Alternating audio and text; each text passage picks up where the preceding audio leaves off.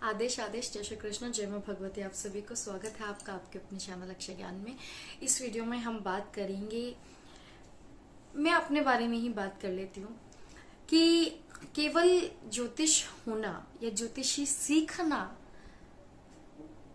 पूर्ण है, केवल हमें ग्रहों का ज्ञान होना काफी है, या कुछ ऐसी चीजें भी हैं जो हमें होनी चाहिए या सीखनी चाहिए या करनी चाहिए। ऐसे बहुत सारे प्रश्न हैं। लोग हमसे कहते हैं कि ये भगवती और ठाकुर जी की कृपा है कि लोग हमसे अपनी परेशानी बात करते हैं, परेशानी बताते हैं, फीस तो हम तक पहुंचती भी नहीं, उससे पहले उनकी परेशानी खत्म हो जाती है। इसलिए हम फोन या इस प्रकार का कोई लालच नहीं रखते, ज्यादा लोगों से बात नहीं करते, केवल कुछ जो नॉलेज या ज्ञान है वो आप तक पहुंचाते हैं। उसका कारण क्या है? देखिए, कोई भी चीज, किसी भी देवी देवता का पूजन, साधना इतनी आसान नहीं होती।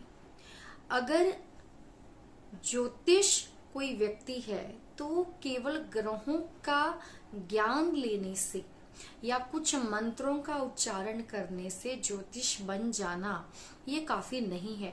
ये मुझे यहाँ पर किसी की भावनाओं को ठेस नहीं पहुंचाना है, लेकिन इसके लिए हमारे ग्रंथ में एक पूरा वर्णन किया हुआ है कि ज्योतिष के लक्षण क्या होते हैं, किस प्रकार का व्यक्ति ज्योतिष हो सकता है। ज्योतिष के साथ साथ में यदि वो साधक है तभी उसकी वाणी फलित होती है, अन्यथा उसकी वाणी जो है वो फलित नहीं होगी। 100 में से 10 के काम तो वैसे भी बन जाते हैं उसकी किस्मत के अनुसार, लेकिन सबके कार्य बन जाएं, ऐसा अगर वास्तव में व्यक्ति होगा तो वो कम लोगों से कांटेक्ट करेगा, क्योंकि ये उसकी साधना का प्रतिफल है जो किसी दूसरे व्यक्ति को मिलता है। पहली बात तो ये। दूसरी कि अगर कोई ज्योतिष है तो उसे साधना या साधक अवश्य होना चाहिए, क्योंकि जितने भी बड़े ज्योतिषज्ञ थे पुराने, चाहे ऋषि भृगु ले लीजिए, चाहे पराशर ले लीजिए, चाहे साउथ के बहुत बड़े न्यूमरोलॉजिस्ट ले लीजिए, लेकिन उन्होंने अपनी किताबों में ये वर्णित किया है कि वो भगवती के उपासक भी थे। जो भगवती का या ठाकुर का या किसी भी इष्ट का उपासक होगा, उसी की जो फेम है वो बढ़ती है। लेकिन क्यों? क्योंकि वो बहुत अपने आप को रिस्ट्रिक्ट रखते हैं, वो अधिक लोगों से नहीं मिलते हैं, क्योंकि उन्हें पता है कि इससे उनकी साधना का जो असर है वो दूसरे लोगों पर पड़ता है।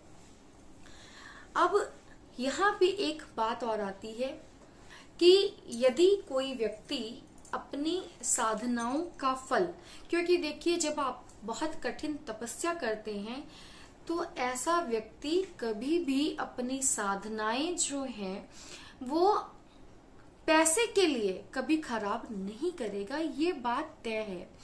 आप कोई भी चीज करेंगे, क्योंकि आप पैसे से कमा सकते हैं, लेकिन पैसे से तपस्या के बल को नहीं कमाया जा सकता।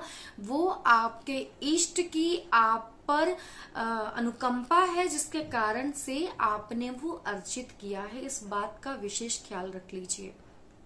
इसीलिए आपने देखा होगा जो सिद्ध पुरुष होते हैं वो इस संसार से दूरी बना लेते हैं, सिर्फ और सिर्फ भगवान में लीन रहते हैं, क्योंकि उन्हें धन अर्जित नहीं करना है और वो सिद्ध हैं, तो इसका अर्थ है कि उनकी कही कोई भी बात जो है वो सच हो जाती है। इसलिए वो इस संसार से दूर रहकर अपनी तपस्याएं करते हैं। यही कारण है कि हमारे यहाँ पर लोग बाबाओं के चक्कर में इसलिए पड़ जाते हैं, या इसलिए बाबाओं के पास जाना चाहते हैं, क्योंकि उन्हें लगता है कि किसी भी संत जन के पास, किसी साधु जन के पास जाने से, जो कि योगी हैं, जो प्रभु के आसक्त हैं, प्रभु की भक्ति करते हैं, ऐसे व्यक्ति के पास जाना आपको हमेशा श्रेयस्कर इसीलिए लगता है क्योंकि वो आपको इंस्टेंट सॉल्यूशन दे देते हैं। आप चाहते हैं कि हम जाएं ऐसी जगह पर और अपनी बात कहें और हमें सॉल्यूशन मिल जाए, कुछ करना ना पड़े। खैर, इस बात में कोई दुराई नहीं है कि अगर सिद्ध है कोई व्यक्ति जिसकी तपस्या जो है वो वास्तव में अपने उसके इष्ट तक पहुंचती है, ऐसे व्यक्ति के पास जाने से, उसके कांटेक्ट में आने से आपकी परेशानियां वैसे ही खत्म हो जाती हैं। इस बात में कोई दुराई नहीं है। लेकिन कली काल की मनुष्यों की जो सोच है वो यही है कि हम केवल ऐसे व्यक्ति से मिलें, अपनी प्रॉब्लम सॉल्व करें और जय सिया राम। तो ऐसा नहीं होता है, क्योंकि अगर आप किसी पुरुष, महापुरुष के पास जाते हैं, किसी सिद्ध के पास जाते हैं, किसी साधक के पास जाते हैं, साधक, साध्य, सिद्ध, ये 3 चरण होते हैं, तो ऐसे व्यक्ति का जो ऑरा है वो बहुत मजबूत होता है, बहुत ही प्रभावशाली व्यक्तित्व होता है, क्योंकि स्वयं उसके इष्ट की अनुकंपा उन पर होती है। और एक बात और ध्यान रख लीजिएगा कि साधक को उसका इष्ट कभी भी पीछे की तरफ नहीं धकेलने देगा या उनको किसी भी प्रकार के उनके मान सम्मान को ठेस कभी नहीं लगेगी। ये बात सर्वविदित है।